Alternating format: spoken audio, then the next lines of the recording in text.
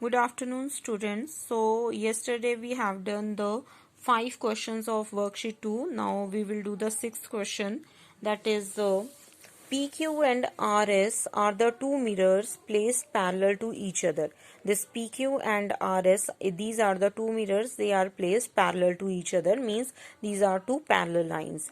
An incident ray AB, this is the incident ray AB, strikes the mirror PQ at point B. The reflected ray moves along the path BC and strikes the mirror RS at point C and again reflect back along CD. Then prove that AB is parallel to CD.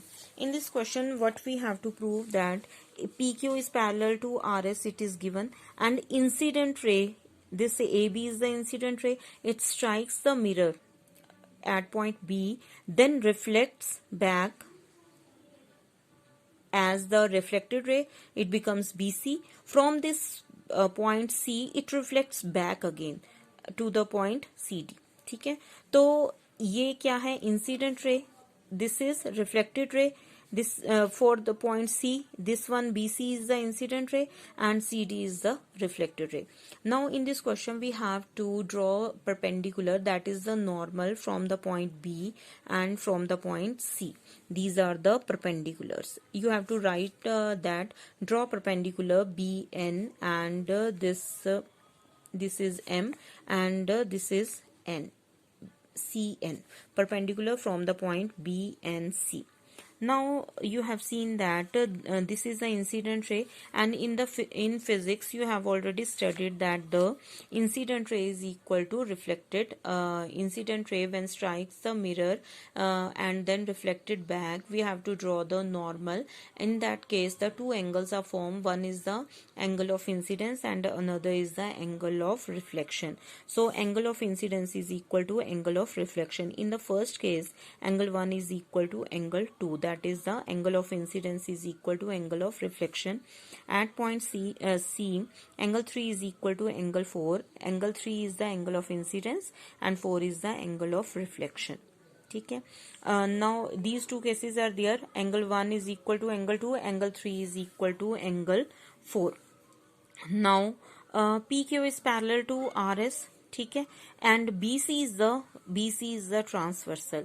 Angle 2 is equal to BC अगर transversal है तो angle 2 is equal, और these BM and CN, they are the perpendiculars, and two perpendiculars, they are at the equal distance from at the equal distance, और for that BM is parallel to CN. जो दो perpendiculars होते हैं वो parallel भी होते हैं, तो BM और CN दोनों क्या हैं? Parallel. And BC is the transversal. Therefore angle 2 is equal to angle 3, that is the alternate interior angle. Okay, तो यहाँ पे आपने ये एक और स्टेप लिख लेना है. BM is parallel to CN and BC is the transversal. तो angle 2 is equal to angle 3, alternate interior angle. Angle 1 is equal to angle 2, it's given. 3 is equal to 4, it's given. Angle 2 is equal to angle 3, alternate interior angle. It means all the four angles are equal. 1 is equal to 2 is equal to 3 is equal to 4. Now angle 2 is equal to angle 3. Now adding angle 1 on both the sides of this equation number 2. Angle 2 plus angle 1 is equal to angle 3 plus angle 1. Angle 2 plus angle 1 इसको ऐसे ही रखना है. Angle 3 को भी वैसे रखना है. Angle 1 जो है वो 4 के भी इक्वल है, because all the four angles are equal. तो angle 1 को हमने 4 से रिप्लेस कर देना. तो angle 2 plus angle 1 देखिए ये बन जाएगा एंगल ABC, ये B पॉइंट पे जो एंगल है, और 3 plus 4 इट मीन्स ये एंगल बन गया आपका BCD एंगल. ठीक है, and now the AB and CD are two lines. अभी तक पैरेलल नहीं है, इनको हमने पैरेलल प्रूव करना है. AB and CD are two lines and BC is the transversal and angle ABC is equal to angle BCD. ठीक है, तो they are also forming alternate interior angles. If alternate interior angles are equal, therefore lines must be parallel to each other. Therefore AB is parallel to CD. Clear. सबसे पहले आपने यहाँ पे normal draw करना है. Angle of incidence is equal to angle of reflection करके 1 is equal to 2, 3 is equal to 4 कर लेना है, और फिर उसके बाद जो नॉर्मल आपने ड्रॉ किए हैं, that is the perpendicular draw किए हैं, वो दो लाइंस जो हैं वो पैरेलल भी होती हैं। पैरेलल हैं तो BC is the transversal, angle 2 is equal to angle 3, that is the alternate interior angle. All the 4 angles are equal. Now angle 1 is 2 is equal to 3, alternate interior angle का जो concept आएगा उसमें आपने angle 1 को दोनों side add कर लेना है। Angle 2 plus angle 1 is equal to 3 plus 1, 1 को 4 से रिप्लेस कर देना है, ये बन जाएगा angle ABC is equal to angle BCD। Now AB and CD are two lines and the angle ABC is equal to angle BCD, they are also forming alternate interior angles. If alternate interior angles are equal, therefore lines must be parallel to each other, therefore AB is parallel to CD. Clear? Now the next is the theorem, that is angle sum property of a triangle. जो आप angle sum property करते हैं कि in a triangle angle sum properties the sum of all the 3 angles is equal to 180 degree. तो सबसे पहले यहाँ पे थ्योरम की स्टेटमेंट लिखेंगे। थ्योरम इज इक्वल टू, ये हेडिंग डाल के angle sum property of a triangle, theorem की स्टेटमेंट है prove that the sum of the angles of a triangle is 180 degree. ठीक है, तो इसके लिए जो थ्योरम होती है उसके लिए आपने गिवन लिखना है। गिवन क्या है? ABC इज द ट्राइंगल, एक ट्राइंगल बना लेना है, ABC is the triangle. To prove angle 1 plus angle 2 plus angle 3 is equal to 180 degree. ये जो इंटीरियर एंगल है ट्राइंगल के, इनका सम जो है वो 180 डिग्री के इक्वल होना चाहिए। कंस्ट्रक्ट क्या करना है कि through this point A we have to draw the parallel line, draw a line XY that is parallel to the BC। ठीक है, BC लाइन के पैरेलल आपने लाइन ड्रॉ करनी है। अब ये दोनों लाइन सेगमेंट जो हैं वो पैरेलल हैं, XY is parallel to BC and AB is the transversal. If AB is the transversal, therefore angle 4 is equal to angle 2, that is the alternate interior angle. Same the case, XY is parallel to BC, AC is the transversal, so angle 5 is equal to angle 3, that is the alternate interior angle. 4 जो है वो 2 के equal आ गया, 5 जो है वो 3 के equal आ गया। ठीक है, now XY is the line and it makes an angle 4 plus 1 plus 5, they forming the linear pair. तो angle 4 plus angle 1 plus angle 5 is equal to 180 degree. Now substituting the value alternate से जो हमने निकाली थी, angle 4 जो है वो 2 के इक्वल है, 5 जो है वो 3 के इक्वल है, एंगल 1 तो वैसे ही रहेगा, तो angle 2 plus angle 1 plus angle 3 is equal to 180 degree. Therefore, the sum of all the 3 angles 1 plus 2 plus 3 is equal to 180 degree. That is the angle sum property of a triangle. Okay. Now the worksheet, and in this worksheet this angle sum property is using. So first question, sides QP and RQ of a triangle PQ are produced to a point S and T respectively. If SPR angle is 135 degree, PQT angle is 110 degree, find angle PRQ. See the figure, it's given that this angle SPR is 135 degree, PQT is 110 degree, and we have to find the angle 3 here, that is angle PRQ. First of all, to make it simple, first of all number the angles, that is angle 1, 2 and 3 here. See, at point Q, 2 angles are forming, that is angle 110 and 1. They are forming linear pair. So 110 degree plus 1 is equal to 180 degree, linear pair. Angle 1 is equal to 70 degree. Now in this case, this is also a straight line. Here angle 135 is there, that is the exterior angle of a triangle. And this angle 2, they are also forming a linear pair. देखो straight line बन रही है, तो 135 plus 2 is equal to 180 degree. ठीक है, linear pair, तो angle 2 is equal to 180 minus 135 is equal to 45 degree. अब ये एंगल आपने निकाल लिया 70 degree, this one is angle 45 degree. Now third angle आपने एंगल 3 निकालना है, तो by using angle sum property P plus in the triangle PQR, angle 1 plus 2 plus 3 is equal to 180 degree. Angle 1 is 70 degree, angle 2 is 45 degree, angle 3 is equal to 180 degree. We will get angle 3 is equal to 65 degree. Okay.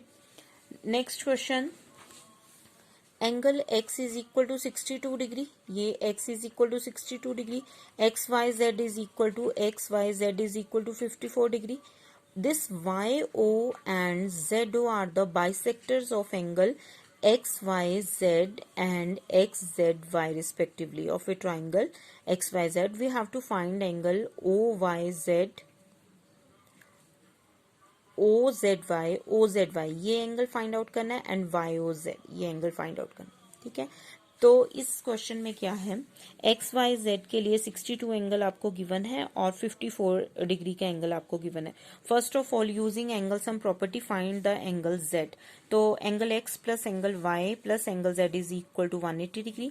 Angle X is 62, Y is 54, Z is equal to, Z we have to calculate, is equal to 180 degree, Z is equal to 180 degree minus this 116 that is equal to 64 degree. Now in this triangle XYZ, all the three angles we know. So now it is given that YO this bisects angle XYZ। ये जो YO line segment है ना XYZ को bisect कर रही है, two equal angles में divide कर रही है और एंगल Y जो है वो 54 डिग्री है। अगर ये टू इक्वल एंगल्स में बाइसेक्ट कर रही है तो इसका मतलब 27 जो है एंगल 1 है, इसको मैंने 1 और 2 ले लिया है तो ये 27 डिग्री है और ये भी कितना है 27 डिग्री है। टू इक्वल एंगल्स में इसको डिवाइड करिए।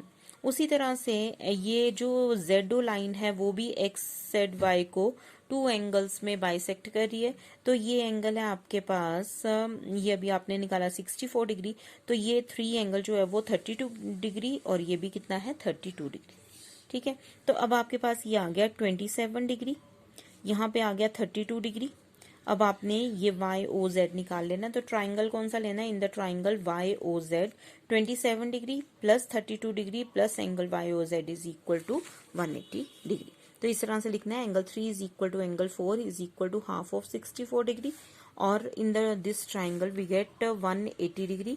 सो angle YOZ is equal to 180 degree minus 59 degree is equal to 121 degree, ठीक है। Next question, in this question AB is parallel to DE it's given और angle BAC is equal to 35 degree and angle CDE is equal to 53 it's given, okay। तो AB is parallel to DE, okay, तो A is the transversal, so angle BAE is equal to angle AED। ये दोनों कौन से angle बना रहे हैं, alternate. तो ये 35 डिग्री है तो ये भी कितना हुआ 35 डिग्री, ओके। तो एक angle 53 you know and 35 degree it's we have calculated. Now in the triangle CDE this is 53 degree, this is 35 degree. Now calculate angle DCE by using angle sum property, so that we get 180 degree minus 53 plus 35 is 88 degree, we get 92 degree, ठीक है। इस तरह से करना है। Next question is fourth question. In the question it's given that PQ and RS intersect at a point T such that angle PRT is equal to 40 degree, RPT is equal to 95 degree, TSQ 75 degree and find angle SQT, okay। तो इस question में 95 it's given. तो सबसे पहले in the triangle PRT two angles are given, we have to calculate the third angle. So angle P plus angle R plus angle PTR is equal to 180 degree. तो 95 plus 40 plus angle PTR is equal to 180 degree. So angle PTR is equal to, ये हमने calculate कर लिया तो ये आ गया आपका 45 डिग्री, ठीक है। तो अब देखिए PTR 45 है तो STQ भी कितना हुआ 45 degree by vertically opposite angle, ये भी वर्टिकली ऑपोजिट से 45 डिग्री आ गया। 75 डिग्री एस पॉइंट पे आपको गिवन है, ये 45 डिग्री से आपने वर्टिकली ऑपोजिट से निकाल लिया। तो थर्ड एंगल फिर से एंगल सम प्रॉपर्टी को यूज करके आप थर्ड एंगल निकाल सकते हैं। तो 45 degree plus 75 degree plus angle SQT is equal to 180 degree. तो SQT is equal to 180 degree minus 5 plus 5 10, ये आ गया 120 डिग्री और 180 minus 120 is equal to 60 degree, clear. तो इस तरह से आपने करना है और फिफ्थ क्वेश्चन आप खुद ट्राई करेंगे। कल हम सिक्स्थ क्वेश्चन करेंगे और नेक्स्ट चैप्टर करेंगे। Thank you.